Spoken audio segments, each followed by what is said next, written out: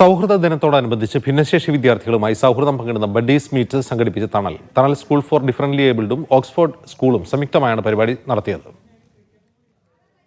തണൽ school for differently ഏബിൾഡിലെ ഭിന്നശേഷിക്കാരായ വിദ്യാർത്ഥികളും തൊട്ടടുത്തുള്ള ഓക്സ്ഫോർഡ് സ്കൂളിലെ വിദ്യാർത്ഥികളും ബഡീസായി മാറുന്ന രീതിയിലാണ് ബഡീസ് മീറ്റ് സംഘടിപ്പിച്ചത്. ഭിന്നശേഷി വിദ്യാർത്ഥികൾക്ക് കൂടുതൽ ആത്മവിശ്വാസം പകരുന്നതിനാണ് പരിപാടിക്ക് രൂപം നൽകിയത്.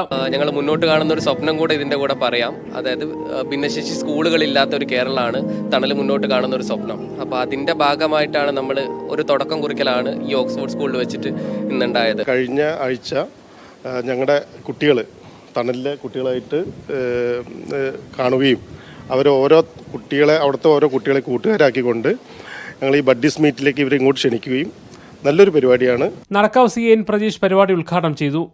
തണൽ general secretary TA Nasar, principal Aleela Varghese എന്നിവർ സംസാരിച്ചു. ചാമ്പക്ക എന്ന നാടകം ഉൾപ്പെടെ വിവിധ കലാപരിപാടികളും വിദ്യാർത്ഥികൾ അവതരിപ്പിച്ചു. മീഡിയ 1 കോഴിക്കോട്.